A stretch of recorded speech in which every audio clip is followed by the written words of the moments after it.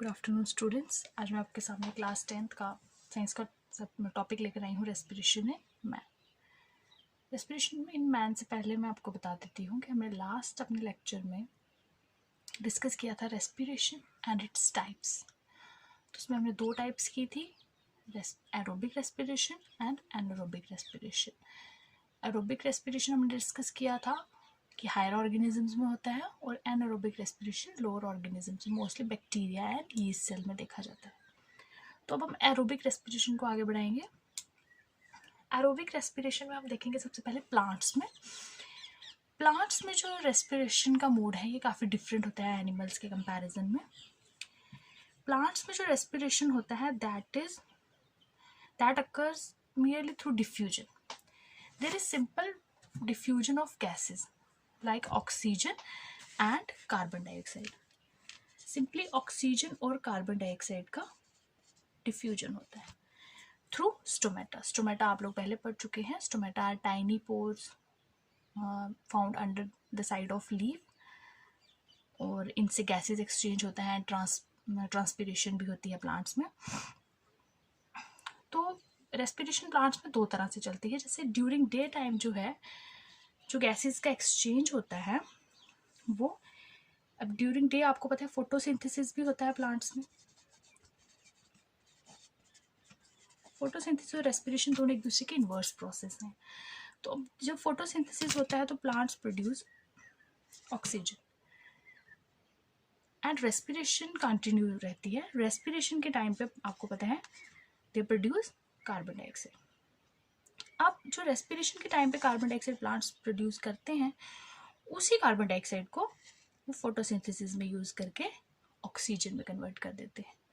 So there is overall जो outlet है carbon dioxide का वो नलीफाई हो जाता है, प्लांट्स ऑक्सीजन ही देते हैं। लेकिन during night as there is no sunlight and there is no photosynthesis, उस टाइम पे प्लांट्स जो हैं दे गिव कार्बन डाइऑक्साइड।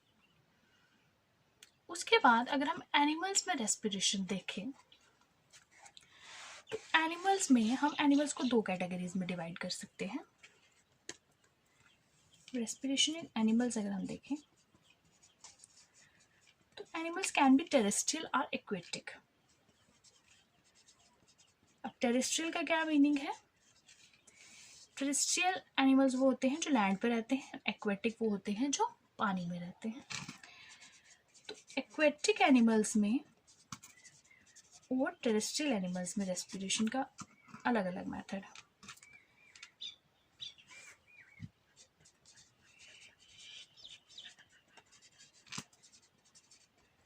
अब एक्वेटिक एनिमल्स में एग्जांपल ले लो, जैसे फिश है। Aquatic animals can't use oxygen like we do. जैसे हम ऑक्सीजन को यूज कर सकते हैं वैसे वो नहीं कर सकते, क्योंकि उनको पानी के बीच ही रहना है। They have to depend on dissolved oxygen.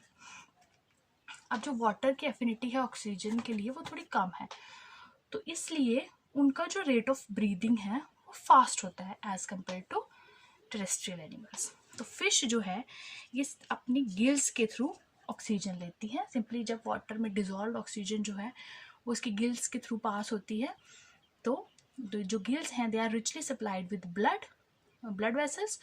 तो वो जो ऑक्सीजन रिच वाटर जब उसके ऊपर से पास करता है तो ऑक्सीजन डिफ्यूज हो जाती है ब्लड में, और उसके थ्रू फिर रेस्पिरेशन होता है फिश में। टेरेस्ट्रियल एनिमल्स में हमारे जैसे हम हैं, मैन एग्जांपल ले लो, हम लोगों में जो मोड ऑफ रेस्पिरेशन है एडवांस्ड है। We have a definite organ system for this. तो ये पूरा ह्यूमन रेस्पिरेटरी सिस्टम का डायग्राम है। ये सब ऑर्गन्स जो हैं they are involved in respiration in man. Actually हमने आपको पहले ही बता दिया था कि रेस्पिरेशन और ब्रीदिंग दोनों सेम नहीं है। Breathing is just a part of respiration. तो ब्रीदिंग होगा, देन उसके अगला प्रोसेस फिर रेस्पिरेशन होगा। तो ब्रीदिंग और रेस्पिरेशन को आपने एक ही नहीं मानना है। Respiration is a broad term और breathing is a part of respiration. Breathing is just simply a physical process in which intake of oxygen and outlet of carbon dioxide takes place. Simple. तो terrestrial organisms में man में हम लोग अब देखेंगे human respiratory system.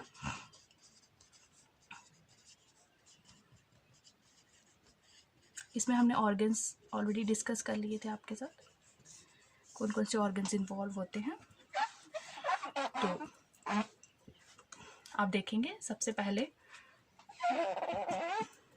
जो oxygen है वो हमारी बॉडी में एंटर करती है थ्रू नॉस्ट्रिल्स या एक्सटर्नल नेयर्स। अब वो ऑक्सीजन जो है फिर थ्रोट से होते हुए ट्रैकिया में जाती है।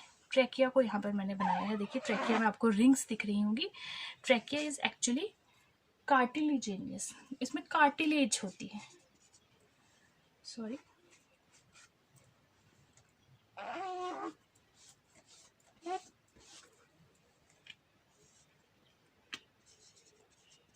Cartilage.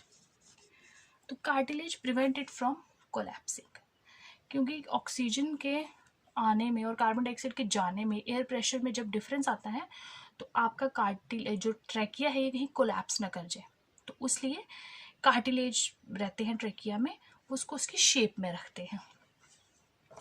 This trachea then divides into bronchi. ये जो Y shape tube like structure दिख रहा है ये ब्रोंकाई है। Bronchi lead into lungs.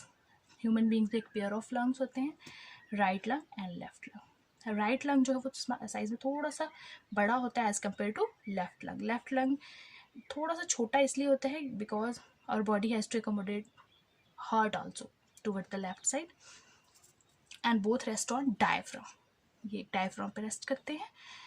अब जो ब्रोंकाई हैं ये लंग्स के अंदर जाके फर्दर डिवाइड होते हैं इनटू फाइन ट्यूब्स, उन ट्यूब्स को कहा जाता है ब्रोंक्यूल्स। ब्रोंक्यूल्स फर्दर डिवाइड होते हैं प्राइमरी ब्रोंक्यूल्स में, सेकेंडरी ब्रोंक्यूल्स में एंड टर्शियरी ब्रोंक्यूल्स में, और which ultimately end into bag like structures known as alveoli.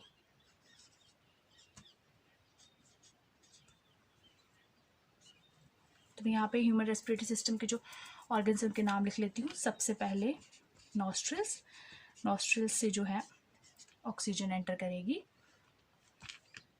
Then pharynx, trachea. Trachea चूंकि मैंने आपको बताया trachea divides into bronchi, bronchi further divide into bronchioles, bronchioles also undergo further division, तो आप mention ना भी करें तो कोई प्रॉब्लम नहीं है। और bronchioles ultimately bronchi lead into lungs, lungs के अंदर वो ब्रोंक्यूल्स में डिवाइड करते हैं, और ब्रोंक्यूल्स जो हैं they ultimately end into alveoli. Alveoli are also known as air sacs. तो अब ब्रीदिंग कैसे होता है, जब भी हमारी बॉडी में जो ब्रीदिंग है ये सिर्फ प्रेशर पे डिपेंड नहीं करता, या सिर्फ डिफ्यूजन प्रेशर पे डिपेंड नहीं करता, इसके अलावा रेस्पिरेटरी पिगमेंट्स पे रिस्पॉन्सिबल होते हैं, वो हम आगे डिस्कस करेंगे। सबसे पहले देख लेते हैं ऑक्सीजन जो है एक्सटर्नल एटमॉस्फेयर से एंटर करेगी हमारे नॉस्ट्रिल्स में, फिर इस पाथ से होते हुए वो यही सेम पाथ आप लिखेंगे उससे एल्वियोलाई में पहुंच जाती है। अब जो एल्वियोलाई हैं, alveoli are richly supplied with blood capillaries. एल्वियोलाई बहुत थिन वॉल्ड होते हैं, सैक लाइक स्ट्रक्चर्स हैं, they have the tendency to expand, या खुद को एक्सपैंड कर सकते हैं। तो जब ऑक्सीजन इनमें भर जाती है दे अंडरगो एक्सपेंशन। अब जब एल्वियोलाई एक्सपैंड करते हैं तो हमारी चेस्ट कैविटी भी अलॉन्ग विद इट एक्सपैंड करती है, और डायफ्राम जो है इट इज़ पुश्ड डाउनवर्ड्स, उससे काफ़ी ज़्यादा स्पेस बन जाता है चेस्ट कैविटी में। ठीक है, इस प्रोसेस को इनटेक ऑफ ऑक्सीजन को इनहेलेशन बोलते हैं या इंस्पिरेशन भी बोलते हैं।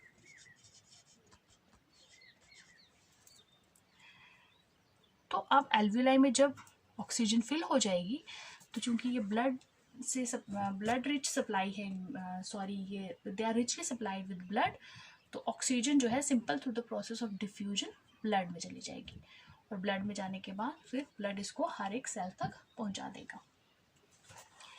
अब हर एक सेल में रेस्पिरेशन होगा जो हम ऑलरेडी डिस्कस कर चुके हैं, और रेस्पिरेशन का बाय प्रोडक्ट जो बनेगा वो रहेगा कार्बन डाइऑक्साइड। कार्बन डाइऑक्साइड हर सेल से निकल के ब्लड में डिजॉल्व होगा।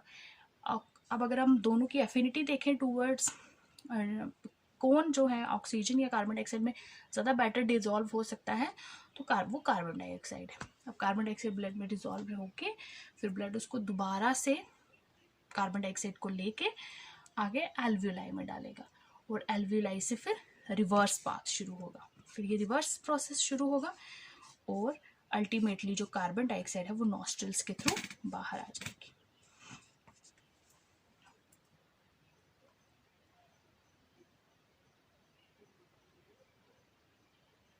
इस प्रोसेस को जो आउटलेट है कार्बन डाइऑक्साइड की, या कार्बन डाइऑक्साइड जिस प्रोसेस से बॉडी से बाहर छोड़ते हैं, हम नॉस्ट्रल से बाहर छोड़ते हैं, इस प्रोसेस को एक्सेलेशन भी कहा जाता है या एक्सपिरेशन भी कहा जाता है। और ये दोनों प्रोसेस जो इनहेलेशन और एक्सेलेशन जो है, इनहेलेशन है इनटेक ऑफ ऑक्सीजन, एक्सेलेशन है आउटलेट ऑफ या giving out of carbon dioxide, ये दोनों प्रोसेस इनहेलेशन प्लस एक्सेलेशन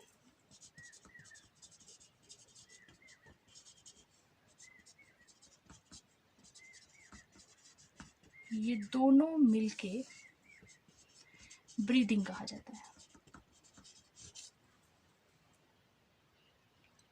तो ये था हमारा ह्यूमन रेस्पिरेटरी सिस्टम। अब ये तो प्रेशर डिपेंडेंट प्रोसेस थे। इसके बाद ये जो ऑक्सीजन हमारी ब्लड में मिक्स होता है, तो इतनी एफिनिटी हमारा ब्लड कहाँ से लाता है ऑक्सीजन को डिसॉल्व करने के लिए, तो वो डिपेंड करता है हमारे रेस्पिरेटरी पिगमेंट के ऊपर। हमारे ब्लड में एक रेस्पिरेटरी पिगमेंट रहता है जिसको कहा जाता है हीमोग्लोबिन, शॉर्ट में इसको आप HB लिख सकते हैं। ये आरबीसीज के बीच प्रेजेंट होता है। आरबीसीज आप लोग जानते हैं रेड ब्लड सेल्स, तो रेड ब्लड सेल्स के अंदर हीमोग्लोबिन रहता है। Haemoglobin has affinity for oxygen, तो ये ऑक्सीजन को डिसॉल्व कर लेता है और बना देता है ऑक्सी हीमोग्लोबिन। तो ऑक्सी हीमोग्लोबिन जो है फिर हर एक सेल तक ऑक्सीजन को पहुंचाता है। तो आई होप आपको ह्यूमन रेस्पिरेटरी सिस्टम समझ में आया होगा। इसमें मैं दोबारा से बता देती हूँ जो ऑर्गन्स के नाम है: nostrils, pharynx, trachea, bronchi, lungs, bronchioles and alveoli. जो ऑक्सीजन है नॉस्ट्रल्स के रास्ते आएगी, फिर इस पाथवे से होते हुए, एल्वियोलाई से होते हुए ब्लड में मिक्स हो जाएगी और हर एक सेल तक पहुंचेगी। वहाँ पर रेस्पिरेशन कंप्लीट होगा, और रेस्पिरेशन का बाय प्रोडक्ट है कार्बन डाइऑक्साइड, तो कार्बन डाइऑक्साइड फिर रिवर्स पाथवे फॉलो करेगी। इसी प्रोसेस से इसी पाथवे से होते हुए कार्बन डाइऑक्साइड नॉस्ट्रल्स के थ्रू बाहर आ जाएगी। ये पूरा साइकिल बनेगा ब्रीदिंग का, और ब्रीदिंग के अलावा जो एडिशनल प्रोसेस है वो टोटल प्रोसेस मिलके बनाएगा रेस्पिरेशन। आई होप आपको समझ में आया होगा। Thank you.